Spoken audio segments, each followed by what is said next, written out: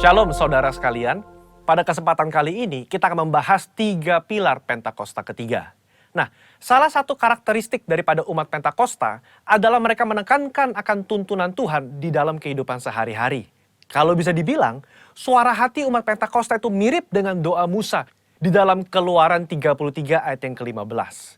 Jika engkau sendiri tidak membimbing kami, janganlah suruh kami berangkat dari sini. Kita sebagai umat Pentakosta juga menyerukan hadirat Tuhan yang terus-menerus menuntun dan membimbing kita. Sebagaimana Musa memerlukan tuntunan Tuhan dalam kesehariannya di Perjanjian Lama, kita juga melihat bagaimana gereja mula-mula dalam Perjanjian Baru melibatkan tuntunan Tuhan di dalam mengikuti kehendak dan rencana Tuhan. Di dalam Kisah Rasul pasal yang ke-15, kita melihat bagaimana gereja mula-mula menghadapi masalah ketika bangsa yang bukan Yahudi bertobat, menerima karunia keselamatan, menerima karunia Roh Kudus. Masalah timbul ketika beberapa orang Yahudi yang telah menjadi percaya berkata, orang-orang yang bukan Yahudi ini harus disunat, diwajibkan untuk mengikuti seluruh hukum Taurat. Bagaimana gereja mula-mula pada waktu itu mengikuti tuntunan Tuhan dalam permasalahan yang penting ini?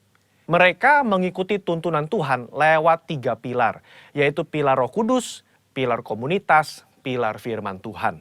Lewat ketiga pilar ini, gereja mula-mula akhirnya dapat menerima bahwa bangsa yang bukan Yahudi telah menerima keselamatan dan juga karunia Roh Kudus. Mereka tidak lagi perlu disunat dan tidak perlu melakukan seluruh hukum Taurat. Bagaimana dengan gereja Tuhan pada zaman now mengikuti tuntunan Tuhan tentang Pentakosta ketiga? Kita pun mengikuti tuntunan Pentakosta ketiga menggunakan ketiga pilar ini. 3 pilar inilah yang menjadi acuan penafsiran orang Pentakosta. Mari kita simak bersama. Yang pertama, pilar Roh Kudus. Kita melihat bagaimana kuasa Roh Kudus di Pentakosta yang pertama itu luar biasa. Dalam Kisah Rasul pasal yang kedua, Petrus berkhotbah, 3.000 orang diselamatkan. Bahkan dalam waktu 100 tahun pertama, 70% dari dunia yang dikenal pada saat itu menjadi Kristen. Tetapi amanat agung belum tuntas. Roh Kudus terus berlanjut di Pentakosta yang kedua di Azusa Street, yang menghasilkan kira-kira 700 juta jiwa. Namun amanat agung juga belum selesai. Karena itulah karya Roh Kudus berlanjut dengan Pentakosta ketiga sekarang di Indonesia. Pentakosta ketiga inilah yang akan menuntaskan amanat agung dan membawa penuaian jiwa yang terbesar dan terakhir sebelum Yesus datang kembali. Haleluya. Yang kedua, pilar komunitas orang percaya. Kita lihat bahwa tuntunan Pentakosta ketiga tidak diklaim seorang diri saja, melainkan telah didoakan, dikonfirmasi, disaksikan oleh kaum Pentakosta secara global yang diwakili oleh Empower 21. Kalau saudara ingat, di Empower 21, gembala sidang dan pembina kita menggaungkan visi Pentakosta ketiga di hadapan bangsa-bangsa. Mereka mengaminkan, menerima, mengkonfirmasi, membawa api Pentakosta ketiga kembali ke negara mereka. Pilar yang ketiga, pilar firman Tuhan. Tuntunan Pentakosta ketiga itu diawali ketika gembala sidang dan pembina kita mendapatkan firman Tuhan pada tahun 2009. Aku datang segera dari Wahyu 3:11 dan dari Yoel 2:28. Kemudian daripada itu akan terjadi bahwa aku akan mencurahkan rohku ke atas semua umat manusia. Lama Tuhan tidak berbicara apa maksud dari kedua ayat ini. Tetapi 4 tahun berikutnya, pada tahun 2013, Tuhan berbicara. Yang aku maksudkan dengan pencurahan Roh Kudus itu adalah Pentakosta ketiga. Nah, melalui firman Tuhan ini, kita menangkap pesan profetik bahwa akan ada pencurahan Roh Kudus besar-besaran ke atas seluruh umat manusia sebelum kedatangan Yesus kali yang kedua. Jadi bisa kita simpulkan, Pentakosta ketiga itu yang pertama, telah mengikuti tuntunan daripada Roh Kudus, telah dikonfirmasi oleh komunitas Pentakosta secara global, dan didasari oleh firman Tuhan, khususnya Yoel 2 ayat 28-32. Saya berdoa agar saudara diberi pengurapan daripada Roh Kudus untuk bisa mengikuti tuntunan Tuhan di hari-hari terakhir ini. Mari kita semua menjadi messengers of the third Pentecost. Haleluya, Tuhan Yesus memberkati.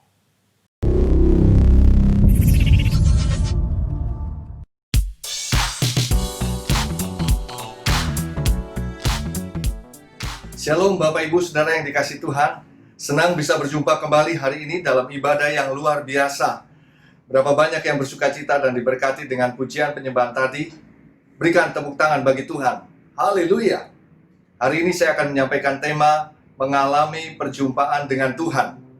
Di Alkitab kita melihat setiap orang yang mengalami perjumpaan dengan Tuhan Yesus pasti mengalami perubahan. Orang yang sakit, buta, bisu, tuli, kusta disembuhkan.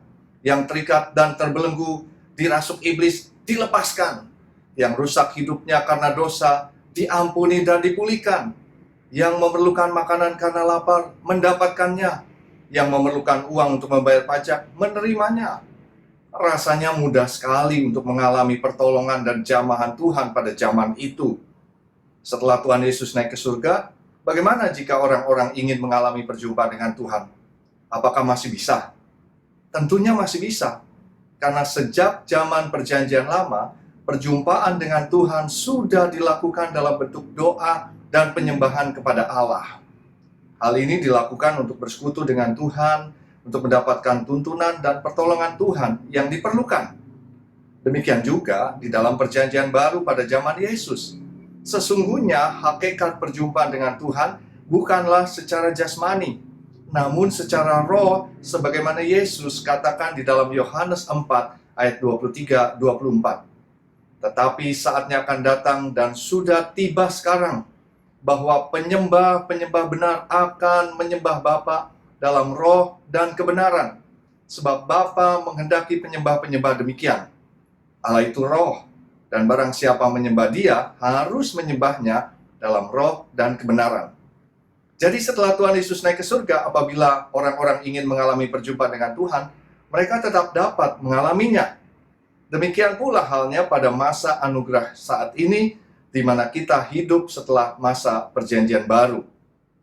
Justru di masa-masa seperti ini, ketika kita sedang dalam situasi yang tidak menentu, mengalami tekanan, kesulitan, kesesakan, kebingungan, memerlukan pertolongan dan pimpinan Tuhan, kita harus mengalami perjumpaan dengan Tuhan, karena kuasanya tetap sama dan mujizatnya tetap sama. Yang percaya, katakan amin. Setiap kita yang ingin mengalami perjumpaan dengan Tuhan, untuk dapat mengalami seperti pada zaman Tuhan Yesus, yaitu pertolongannya, kuasanya, dan mujizatnya, harus melakukannya di dalam roh dan kebenaran melalui doa dan penyembahan kita. Hari ini kita akan belajar beberapa faktor yang harus ada agar kita dapat mengalami perjumpaan dengan Tuhan saat kita berdoa dan menyembah Tuhan. Mari kita lihat satu persatu. Yang pertama ialah faktor iman. Boleh ucapkan sama-sama iman. Ibrani 11 ayat 6 katakan, tetapi tanpa iman tidak mungkin orang berkenan kepada Allah. Sebab barang siapa berpaling kepada Allah, ia harus percaya bahwa Allah ada, dan bahwa Allah memberi upah kepada orang yang sungguh-sungguh mencari Dia. Apabila kita ingin mengalami perjumpaan dengan Tuhan, tapi kita tidak percaya bahwa Dia ada, ibaratnya seperti kita mau berjumpa dengan seseorang di suatu tempat, tapi kita tidak percaya bahwa Dia ada di tempat itu. Aneh bukan? Berapa banyak yang ingin mengalami perjumpaan dengan Tuhan? Ayo, kita percaya bahwa Allah itu ada. Kita tidak diminta untuk mensugesti diri, melainkan kita diminta untuk beriman bahwa meskipun tidak terlihat, Allah itu betul-betul ada, dan bahkan Dia akan memberi upah kepada mereka yang sungguh-sungguh mencari Dia. Yang mau beriman kepada Tuhan katakan amin. Faktor yang kedua ialah faktor kekudusan. Boleh ucapkan sama-sama, kekudusan. Ibrani 12 ayat 14 katakan, berusahalah hidup damai dengan semua orang dan kejarlah kekudusan, sebab tanpa kekudusan tidak seorang pun akan melihat Tuhan. Kita perlu mengerti bahwa terang dengan gelap itu tidak dapat bersatu. Manusia yang berdosa tidak dapat berjumpa dengan Tuhan yang kudus. Karena itu agar kita dapat bersekutu dengan Tuhan, Dia telah mengutus Tuhan Yesus untuk menebus dosa kita dan membenarkan kita, agar kita dapat hidup dalam kekudusan dan kebenaran. Kata kekudusan dalam ayat di atas digunakan kata hagiasmos, yang diartikan sebagai sanctification, yaitu proses menguduskan diri, yang merupakan proses menanggalkan manusia lama dan mengenakan manusia baru. Karena itu, apabila kita ingin mengalami perjumpaan dengan Tuhan, hendaklah kita menanggalkan manusia lama kita. Yang mau katakan amin. Faktor yang ketiga ialah faktor kerendahan hati. Boleh ucapkan sama-sama, kerendahan hati.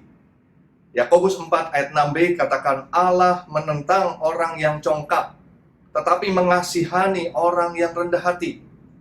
Itu sebabnya Yesus berkata bahwa ia lemah lembut dan rendah hati. Paulus melayani dengan rendah hati. Ia juga menasihati jemaat untuk menjadi rendah hati. Sebab Yesus dan Paulus mengerti bahwa Allah menentang orang yang congkak. Jika kita ingin mengalami perjumpaan dengan Tuhan, maka kita harus datang dengan kerendahan hati, yaitu kita mengerti bahwa segala sesuatu itu dari Tuhan, oleh Tuhan, dan kepada Tuhan, dan bagi Dialah kemuliaan sampai selama-lamanya. Yang mau katakan amin. Faktor yang keempat ialah faktor kesatuan. Boleh ucapkan sama-sama, kesatuan. Mazmur 133 ayat 1 dan 3b katakan, sungguh alangkah baiknya dan indahnya apabila saudara-saudara diam bersama dengan rukun. Sebab kesanalah Tuhan memerintahkan berkat kehidupan untuk selama-lamanya. Jika kita ingin mengalami perjumpaan dengan Tuhan, kita harus menjaga hidup kita agar bersatu dan menjaga hati kita agar tidak ada masalah dengan saudara-saudara kita. Apabila ada masalah, kita harus bereskan dulu, seperti yang Tuhan Yesus katakan di dalam Markus 11 ayat 25. Dan jika kamu berdiri untuk berdoa, ampunilah dahulu sekiranya ada barang sesuatu dalam hatimu terhadap seseorang, supaya juga Bapamu yang di sorga mengampuni kesalahan-kesalahanmu. Yang mau hidup dalam kesatuan agar mengalami perjumpaan dengan Tuhan, katakan amin. Yang kelima, yaitu faktor kehausan dan kerinduan. Boleh ucapkan sama-sama, kehausan dan kerinduan. Mazmur 63 ayat 2 katakan, ya Allah, Engkaulah Allahku, aku mencari Engkau, jiwaku haus kepadamu, tubuhku rindu kepadamu, seperti tanah yang kering dan tandus tiada berair. Jika kita ingin mengalami perjumpaan dengan Tuhan, kita harus datang dengan kehausan dan kerinduan yang sungguh.